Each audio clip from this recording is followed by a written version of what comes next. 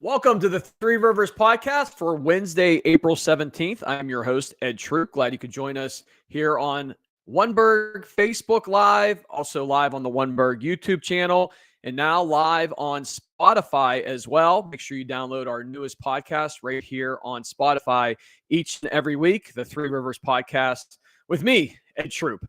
Glad you could join us today. As I said, coming up on today's show, we're going to talk the Steelers' upcoming draft just 1 week away. We're going to get you prepped and previewed for that.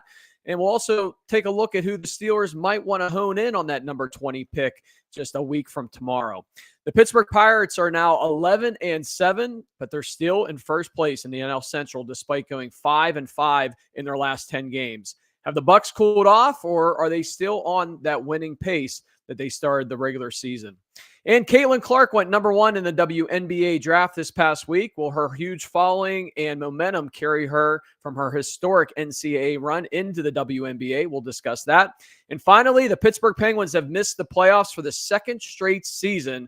What changes need to be made? And also, we'll debate what's more exciting this time of the year, the NBA playoffs or the NHL playoffs.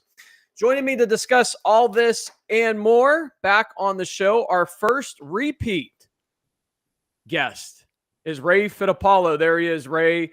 Ray, 10 weeks ago, you were our first guest here on the podcast, and here we are. You're our first repeat guest here in week 11. How are you, buddy?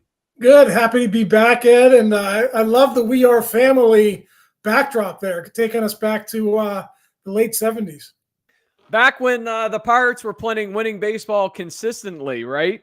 The Willie Stargell group of the Pirates, We Are Family. Thank you, my friend. I appreciate that. Yeah, you got to put a little bit of Bucko love up this time of the year across Western Pennsylvania, right? At least they have our attention for another month or two.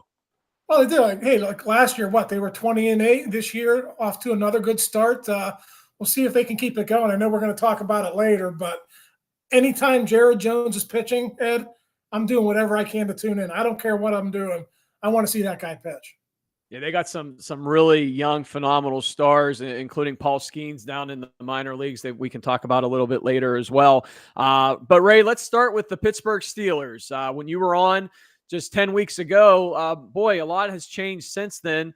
We were talking whether they were going to keep Kenny Pickett as QB1 or they were going to try to sign Mason Rudolph at the time to bring him back into the mix. Well, both of those, of course, are off with Justin Fields and Russell Wilson entering the picture. Want to get your thoughts about that, and also want to get your thoughts about the upcoming draft just 1 week from tomorrow. But let's start with the Steelers offseason. In the 10 weeks since we last talked, free agency opened up, and the Steelers made a lot of moves. Yeah, absolutely. Obviously, the quarterback's room is the big story. To me, and you know this, Ed, the Steelers never commit to rebuilding. They're always trying to get into the playoffs and win. But I think this year it's even a little bit more pronounced. You know, bringing in a former Super Bowl winner in Russ Wilson, kind of getting away from Kenny Pickett and going that route, and trying to get as much as you can out of this great defensive core that you've had for 6-7 years now that just hasn't produced a playoff win. So I think that's a very interesting aspect of their post of their offseason. You know, Art Rooney, the second said after the season, this is paraphrasing him, but he basically said, this is enough. We got to start getting some wins in the postseason. Then above and beyond the quarterback room, Patrick Queen signs their richest free agent deal in franchise history.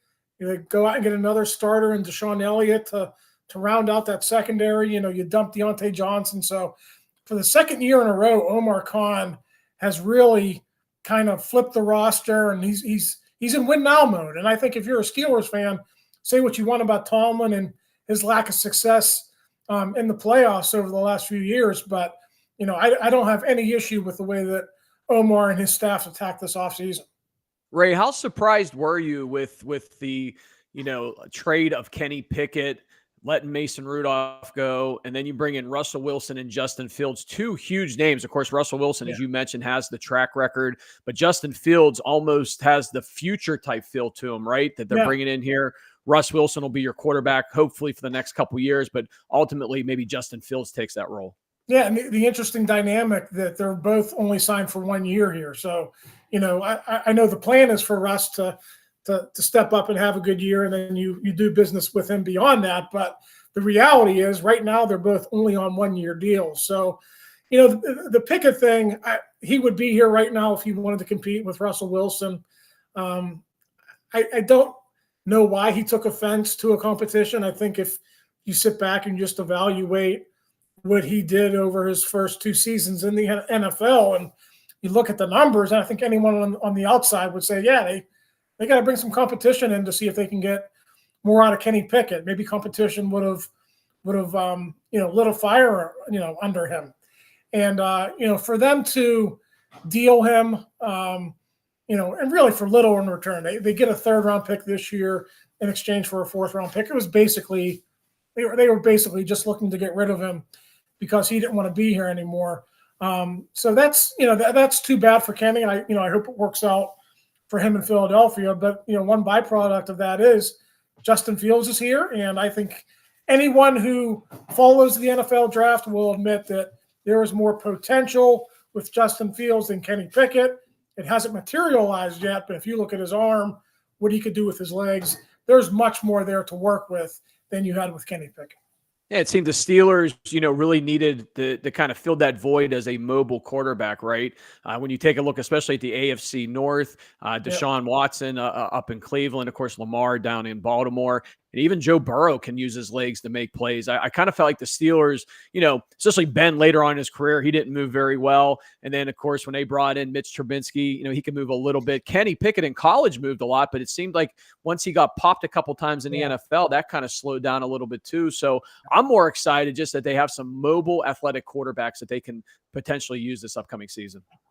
Yeah, and I don't think with Russ, I don't think you're going to see a lot of designed runs, but what's Russ known for throughout his career? It's extending plays in the pocket and finding ways to get the ball down the football field. So, we could talk about the draft a little bit later. I think that's one huge reason they have to invest in the offensive line again.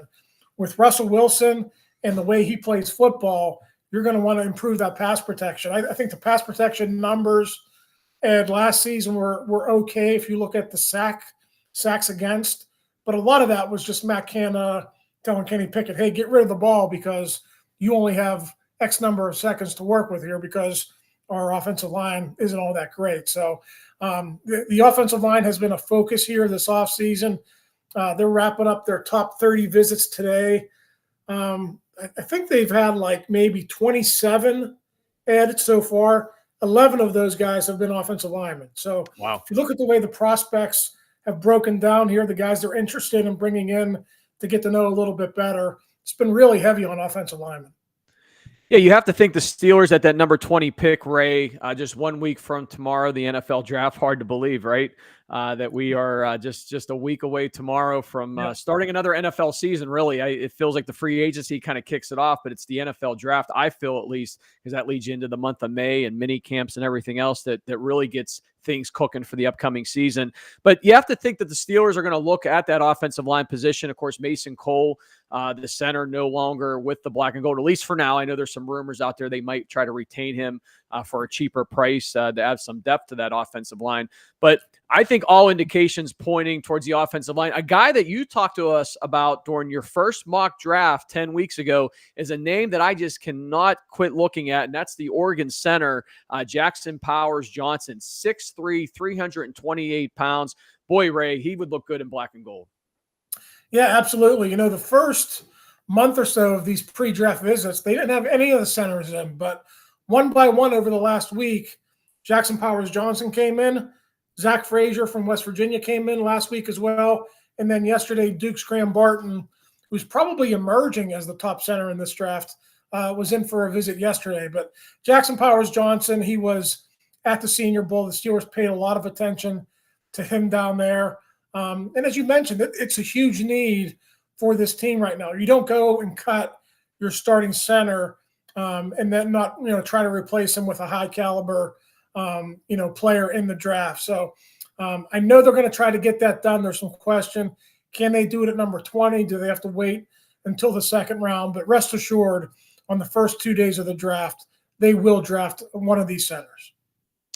You also look at the offensive tackle position, opposite side of last year's first-round draft pick, Broderick Jones. I know they switched him from one side to the other, but ultimately they want to get him back to the other side of the offensive line, right? So there's another big Georgia Bulldog name out there as well, in Amarius Mims, who keeps popping up, 6'8", 340 pounds. Do you think the Steelers have a shot at Mims? Do you think he would be a good fit opposite side of Jones on that offensive line? Yeah, so like I said, they've brought in a ton of offensive line prospects, really a lot of tackles. I want to say 6 or 7 tackles. Most of these guys are right tackles because, as you mentioned, their desire is to get Broderick Jones back on his natural left side. So the big difference with Amarius Mims, he's huge, he's athletic, he's got all the potential in the world, but some of these other guys they've brought in, Talise Fuaga from Oregon State, Troy Fautanu from Washington, these guys are a little bit more polished and more experienced because Amarius Mims has only started 8 games in his college career because he's dealt with injuries. And, of course, he's played at Georgia, and they don't really need true freshmen to come in because they're stacked with their roster every single year. So Mims is one of these high ceiling guys.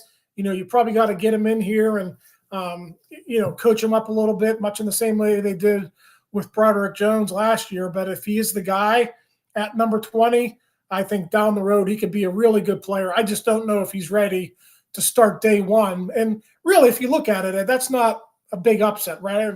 Everyone talks about that with the draft. You got to get starters, but you look at what unfolded last season. Jones started 11 games, probably not until mid-October. Joey Porter Jr., I think, started 11 games. So they're not in a hurry to bring these rookies along like maybe some other teams are. They kind of just wait until it happens naturally. And I think no matter what happens in this draft, I think that's probably going to unfold in a similar manner. It is the Three Rivers Podcast. I'm your host, Ed Troop. We're being joined by the Pittsburgh Post-Gazette Steelers insider Ray Fittipaldo here on the show. We're talking Steelers draft, the NFL draft, just 1 week from tomorrow. The Steelers have the 20th pick in the draft. Ray, we're talking offensive linemen, but there are a couple other possibilities for the Steelers at number 20 as well. There's been a lot of talk about getting a wide receiver in here. Now, Deontay Johnson, as you just mentioned a little bit ago, was, of course, traded here last month to the Carolina Panthers. Outside of George Pickens and Calvin Austin III, and they signed Van Johnson as well, or excuse me, is it the receiver from the? Yeah, Van Jefferson, and also Quez Watkins from the Eagles. But both really depth receivers. Nobody who's going to step in and be a starter. Yeah, my Jackson, Johnson, all these different names floating around. But yeah, they don't have very much depth right now at the wide receiver position. So, what do you think of the 20th pick? Would they go after a wide receiver possibly at that pick? I know one name that I keep seeing as well is Adonai Mitchell from Texas, the wide receiver, 6'2", 205 pounds, pretty exciting wide receiver that could be in and around that 20th pick.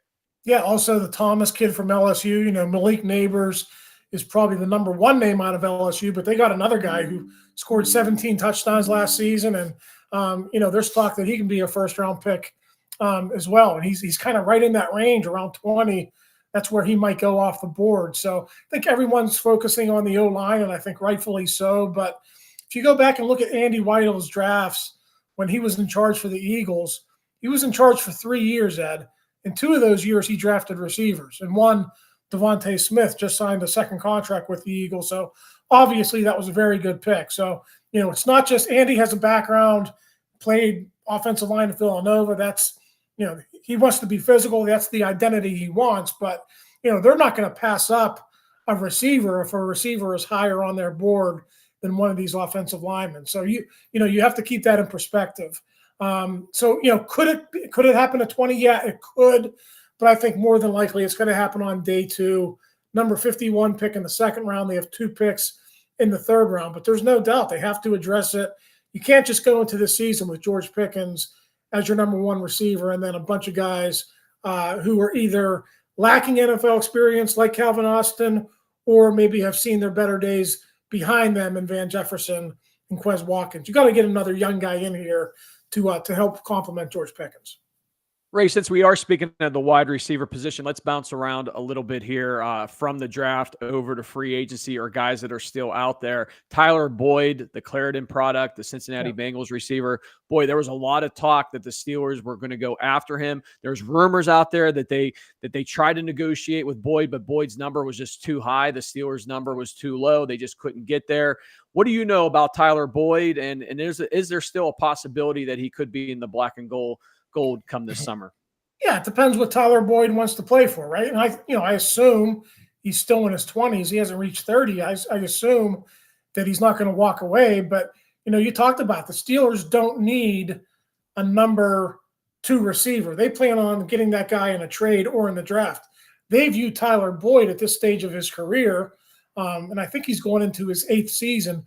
They would view him as a solid number 3, right? A guy who can sort of fill out your receiving core, be a nice option in the slot, and they're not going to pay those guys, $8 million a year. I don't know what Boyd's number was really. That's never really come out, but they're just, they're going to pay that guy in the range of probably $2 to $3 million a year rather than, double that. So if you look at Allen Robinson last year, Allen Robinson basically, I know he came on that big contract with the Rams that he signed, but the Steelers actually paid him about the vet minimum, a little over $1 million last season. I'm not saying they're going to go that cheap again to get their number 3 receiver this year, but that's how they kind of approach that position. So, hey, listen, it might be Quez Watkins, it might be Van Jefferson.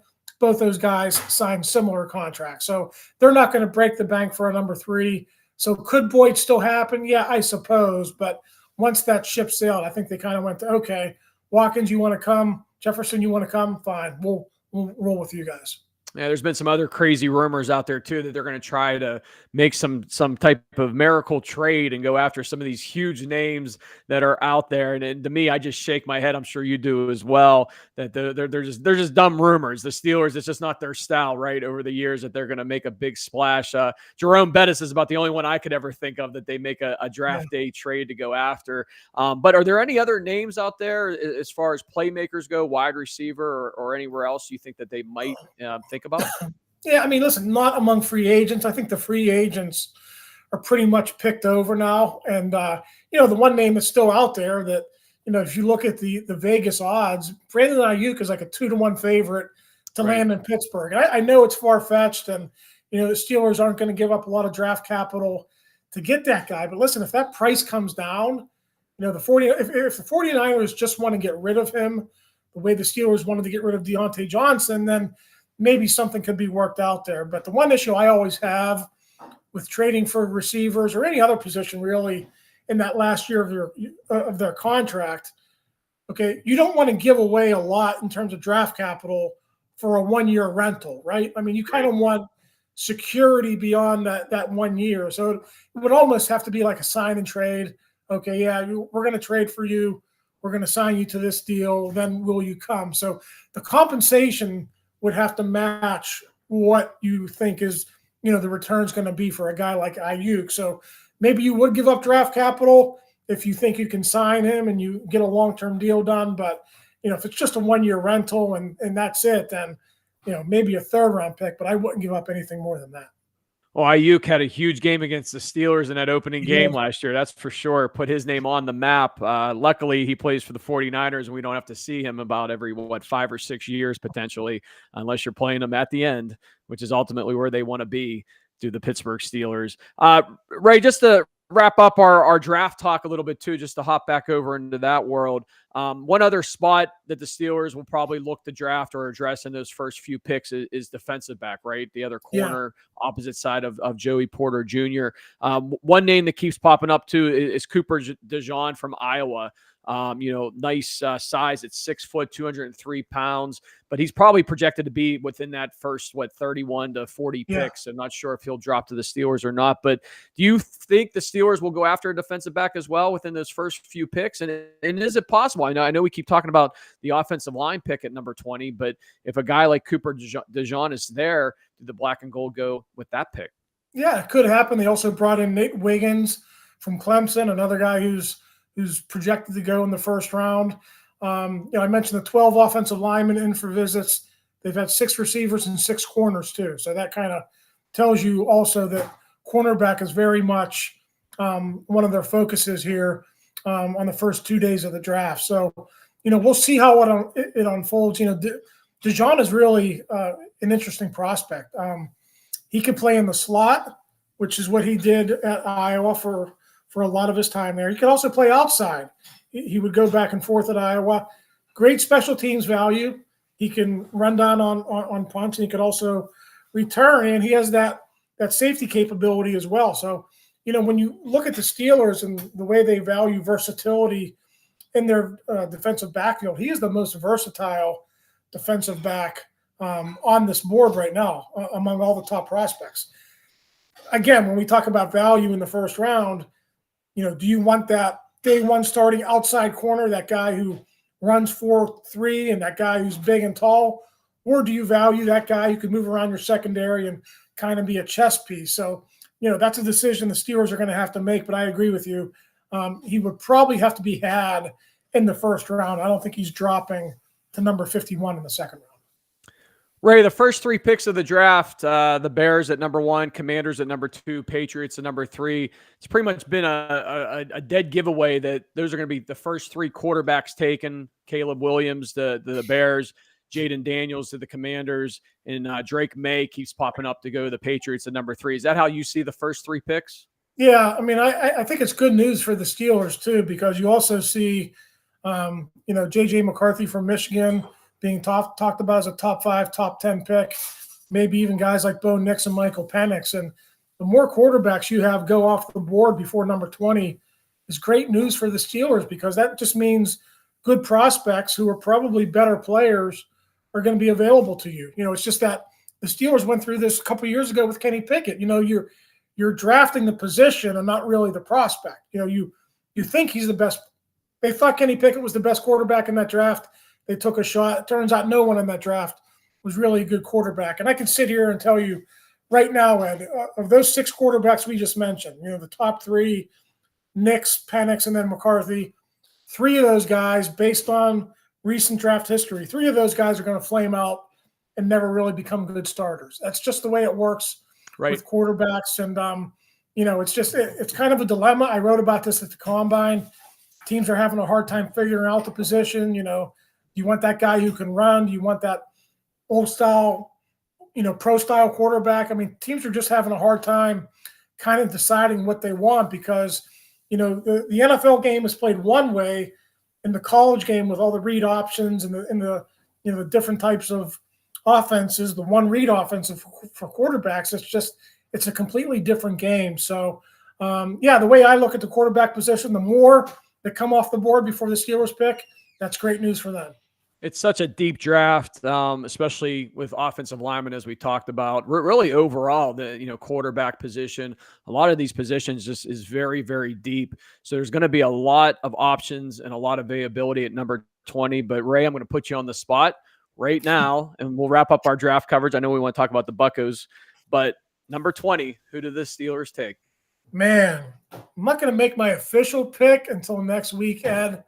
Let me give you a couple names, and I'll do it this way. A couple options. I'll give you 2 options.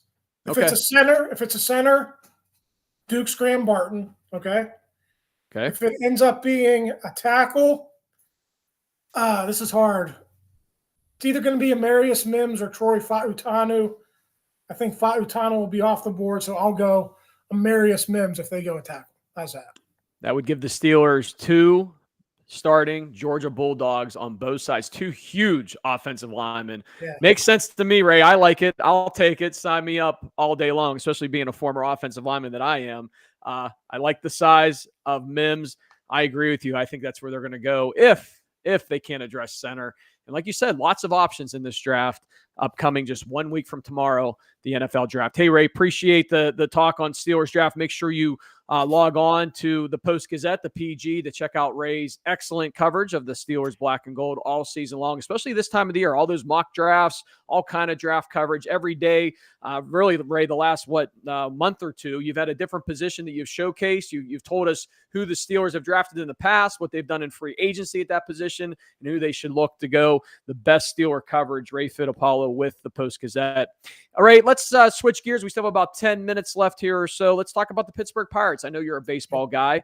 Yep. The Buccos, after a 9-3 start, 5-5 in their last 10 games, but they're still tied for first place in the NL Central as of this morning, with the Brewers, who are 10-6. The Buccos now 11-7 on the season. Have they cooled off? Are we getting back to reality?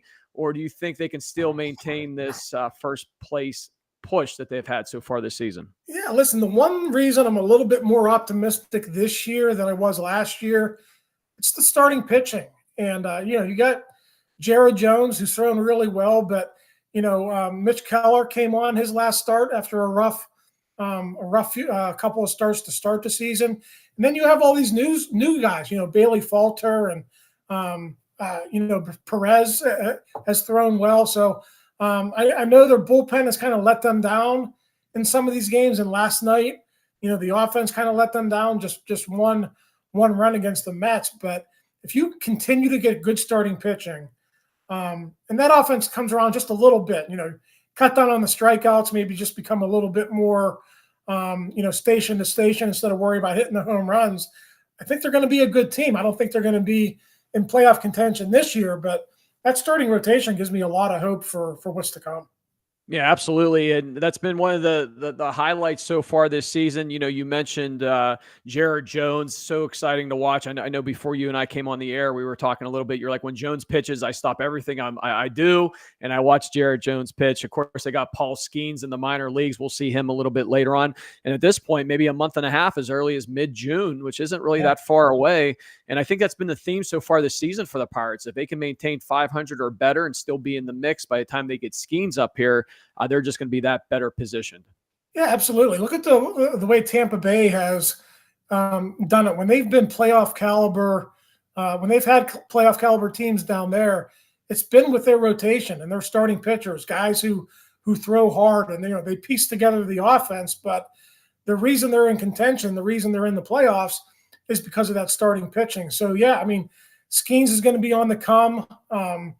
He's very much like Jared Jones. I think Jared Jones probably mixes it up a little bit better. I think he's probably more of a complete pitcher right now. But Skeens comes up, he's going to throw 102. He's going to be over 100 on a lot of his pitches. So I kind of like where they are with their rotation. The thing that concerns me right now is the strikeouts. Right, O'Neal Cruz is striking out a lot. Even a lot of the other guys who usually put the ball in play aren't really making contact right now. So I don't know how you fix that. You're not going to change your approach in the middle of the season. I know there was a big focus on being able to hit more home runs, and I know that comes with it, right? If you want to hit more home runs, you're probably going to strike out more, but there's got to be a little bit more balance. You can't go into games, hoping to win a pitcher's duel 2-1, 3-2 every night. You got to be able to put some crooked numbers up on the board, and the Pirates haven't done that often enough here in this last 10 game stretch or so. Yeah, they're being led offensively right now by Connor Joe, batting .291, 11 RBIs. Ke'Bryan Hayes is on base percentage, .392, which is pretty good, but now he's banged up a little bit. I know they rested him yesterday. Brian Reynolds, 19 hits in 18 games, leading the team. But you're right, this offense has failed to generate a lot of runs here recently, and the pitching has kept them in it. But as you said, you got to score some runs. Martin Perez, another pitcher, 1-0 in 4 starts, but has 16 strikeouts. His ERA is .255, which is pretty strong. But let's talk about the closer, David Bednar. Booed last week at PNC Park. We talked about it on the podcast last week. But Bednar, 1-1 on the season, 2 saves in 6 games. His ERA, 10.13. They had Chapman in there the other night. He gets thrown out for saying something to the home plate umpire. The Steelers. Here we go. I got you on the screen. That's why I want to talk Steelers. The Pirates struggling right now a little bit when it comes to the closer. Yeah, I mean, listen, Bednar didn't throw as much as he normally would in spring training because he was nursing an injury a little bit. Looking back, maybe they could have had a different approach. I mean, I don't know why they didn't just start the season with Chapman as the closer and just, let Bednar just come along, right? It wouldn't have had to been a situation, hey, you lost your job, you were injured, and you weren't able to throw like you would normally throw in the winter and in the early spring. So, he's a great story. I'm not going to knock the guy because he's going through a little bit of a rough patch here. You just wish, like, the organization and even Derek Shelton, maybe, from time to time, instead of saying he's my closer, he's going to be in there in the ninth inning, just piece it together. Maybe one night it's going to be Chapman based on matchups. Maybe another night it would be Bednar. As long as he's not throwing well, the one outing, Ed, where he was just all over the place, he couldn't locate his curveball. He was all over the strike zone. When you're not doing that, I know you're not going to be valuable in the ninth inning. You're probably not going to be valuable in the fifth, sixth, or seventh, or eighth inning either. So they've got to get that straightened out. I know he hasn't been in position to close a lot of games lately just because they haven't needed him. But I enjoy having that fireman, so to speak, the guy who comes in and is always the guy. But maybe you just piece it together with one guy here, one guy there. When you got two arms like Chapman and Bednar, you could certainly do that. Yeah, absolutely. Two good options for them coming out of the bullpen. The Pirates, as I said, 5-5 in their last 10. They wrap up a series in New York today against the Mets. That's actually an afternoon game here just after 1 o'clock. Then they come home. Weekend series at PNC Park against the Boston Red Sox. The Bo Sox come to town.